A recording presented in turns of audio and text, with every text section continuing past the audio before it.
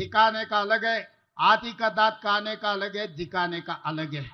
केसीआर साहब शेरवानी पहन रहे, बिरयानी कुर्बानी खिला रहे, मगर उनका भरोसा है मोदी जी के ऊपर, क्योंकि आज आने वाले चुनाव में माघंटी सुनीता नवीन यादव के बीच में लड़ाई नहीं है।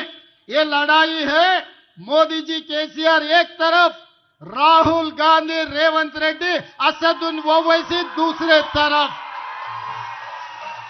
चलो देखेंगे। मैं सवाल कर रहा हूं मोदी जी और केसीआर से, हिम्मत है तो हरा के दिखाओ। असदुद्दीन ओवैसी, रेवंत रेड्डी, राहुल गांधी, नवीन यादव को जिता के 30,000 मेजॉरिटी हम दिलाएंगे। मोदी और केसीआर नवीन यादव को हराने के लिए आप कोशिश करो, उसको कैसे जिताना है। हमारे कौसर भाई, हमारे फराज, सब लोग मिलके यहाँ आए हुए हजारों लोग, नौजवान लोग नवीन यादव को जिताने वाले हैं।